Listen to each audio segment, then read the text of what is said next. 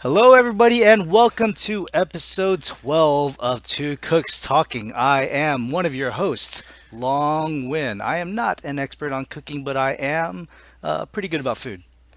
And with me, as usual, is my co host, Executive Chef Michael Weller, who is an expert on cooking. And I certainly do like food.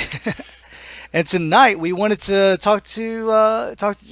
bring an episode out about New Year's because New Year's is around the corner. Time to kiss 2016 goodbye and say hello to 2017. Happy days. Yeah. 2016 was rough for a lot of people, but we made it, guys. Well, yeah, We we will certainly have made it. made it, Yeah, we will yes. have made it. And that's part of what the whole tradition is. No matter how wonderful the year is, New Year's represents the beginning of the new, Yeah. right? The beginning of another opportunity and fresh slate. And And, those sound really good right now. and also coincides with the end of the festive season. You got, in 2 months you got three big holidays: Thanksgiving, Christmas, and coming right down to knock it out of the park is New Year's. And it's a celebration that is celebrated all over the world. It's not exclusive like Thanksgiving or Christmas is. Everyone celebrates New Year's. Some may celebrate, the Lunar New Year, but I think typically everyone follows the what do you call it, the Gregorian calendar. So it's Just about every culture I can think of celebrates a new beginning of a new cycle, yeah. and then that gets different names and then different dates depending. Yeah.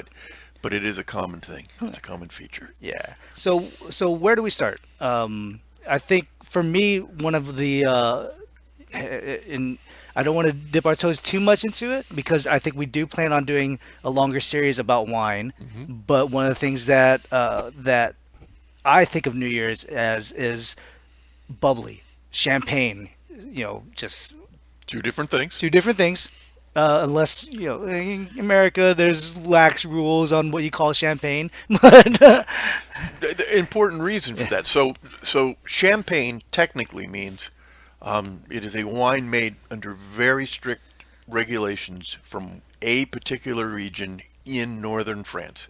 And if all of the conditions aren't met and the grapes are not grown in northern France in the Champagne region, and the very specified process of fermentation is not followed, technically you cannot call what you've made champagne. Even if you follow the same process somewhere else in the world, it's not in those order to be grapes. champagne, it has to be from this region and done this way. Now, at the time this was internationally agreed to, the United States was experimenting with a little idea called prohibition. Highly successful. At making fortunes and breaking laws, yes. But because we were under prohibition, nobody asked us to sign.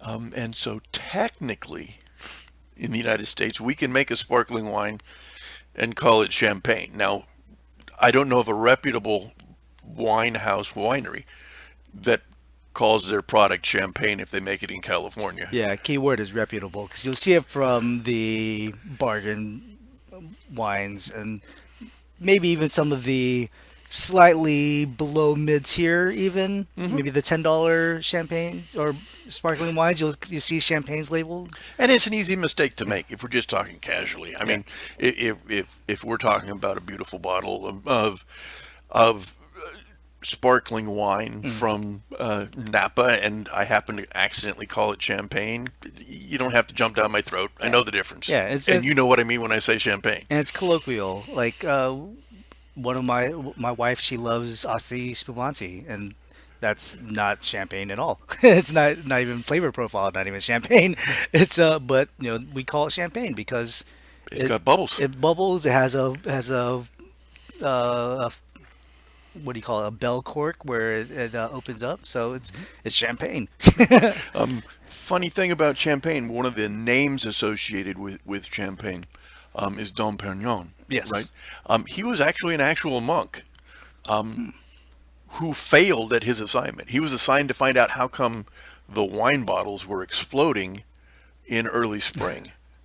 And the reason was when they were fermenting the wine to begin with, it didn't ferment all the way. There was residual sugar left in the bottle. Mm. But because it was so cold in France during the winter, it was cold enough to make the yeast go dormant.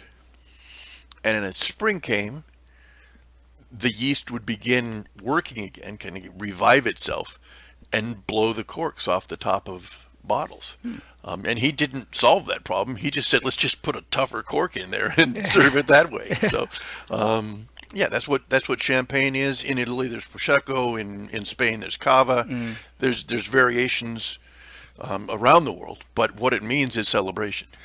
It's a fabulous drink to have to celebrate the coming New Year. Yeah, So, it's probably my favorite, maybe second favorite type of wine. Period. I love a good champagne. Um, my first probably being a Riesling, just because I think Rieslings are really damn good, especially a nice dry Riesling. But talking about champagnes, it's funny enough. Mike and I have talked about this several times. I'm a big French guy.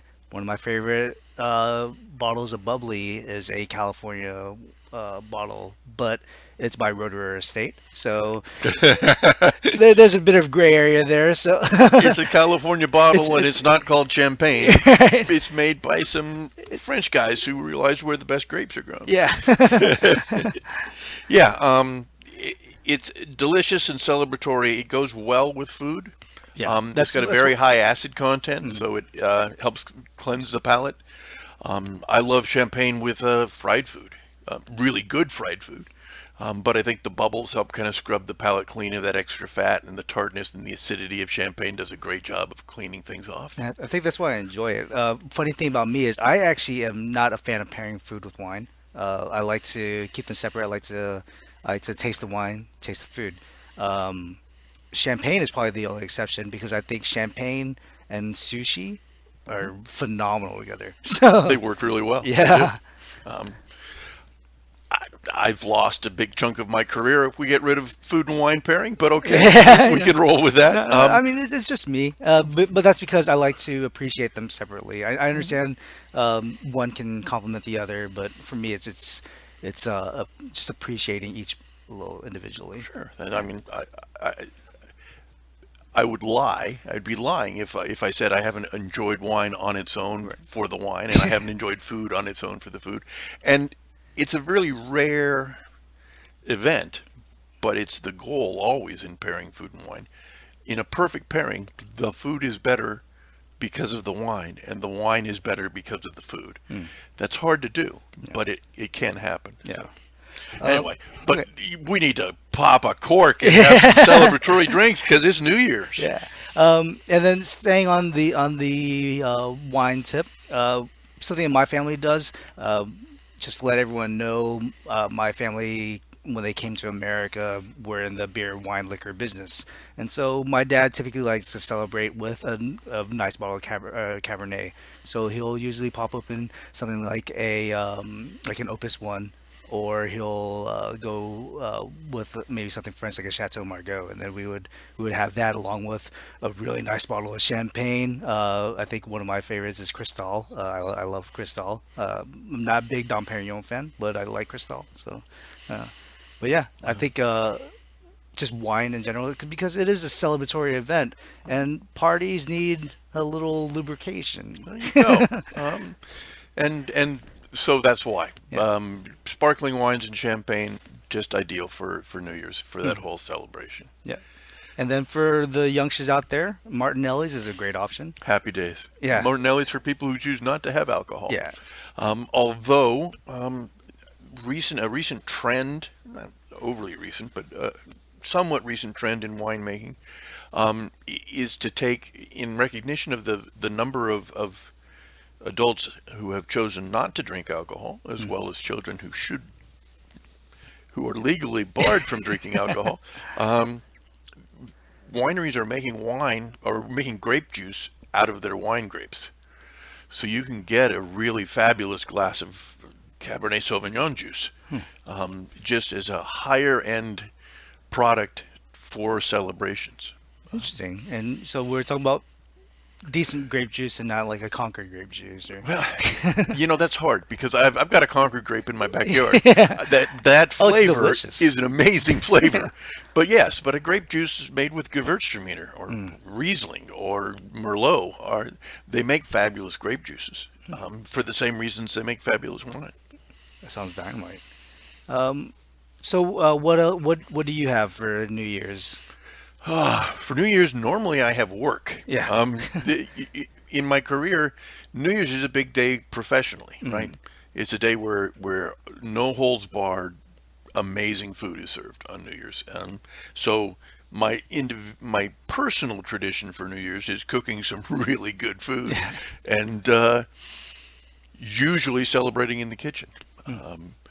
New Year's Eve, I was fortunate enough to cook. I was a pastry chef actually at the end of 1999 and put out a New Year's dessert that year. But we served the dessert at 11 o'clock, and I was able to make it home for that one at midnight. So, Nice. um, so family traditions for New Year's Eve are on New Year's Eve somewhat limited Mm. um, because professionally I was always serving really good food to other people. Yeah.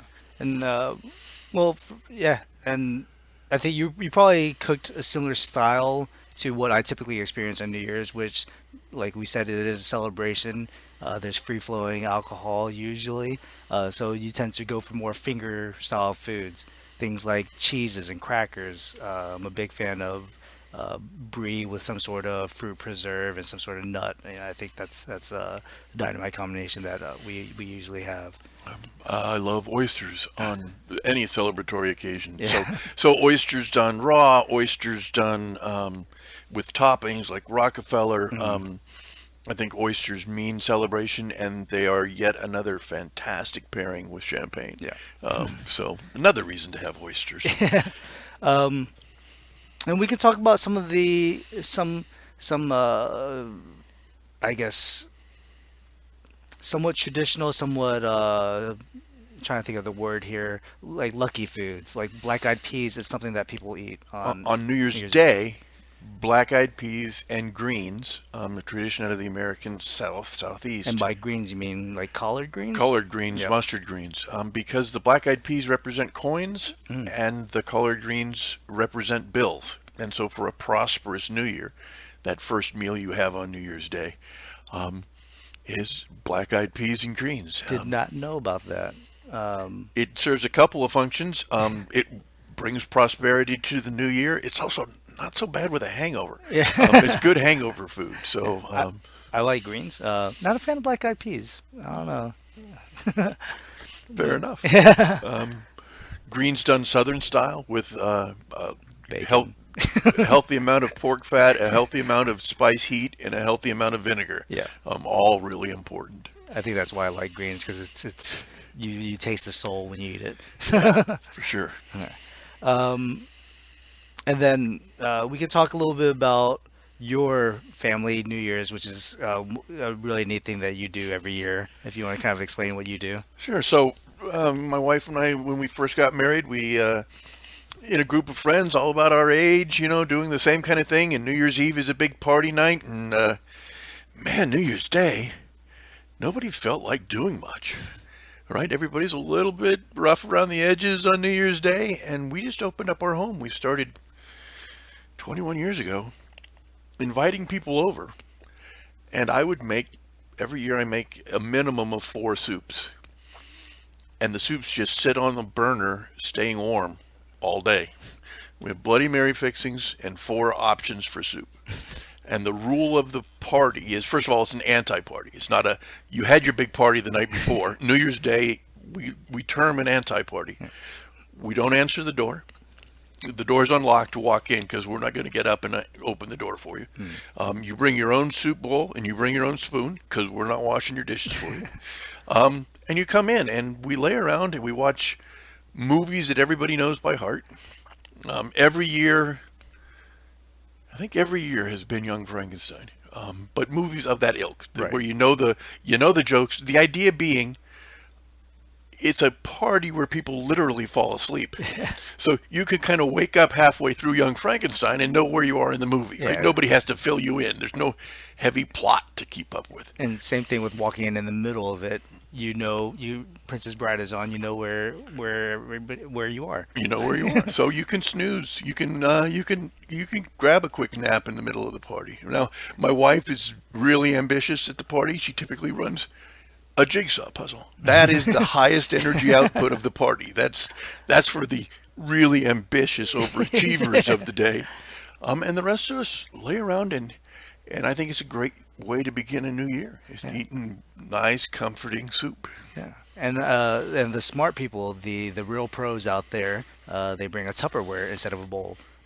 uh, I don't want leftovers. I want it all gone. Yeah. So by the end of the day, all the soup is gone. We've started the new year with friends, and just a warm, laid-back atmosphere. And it's my favorite way of beginning the new year.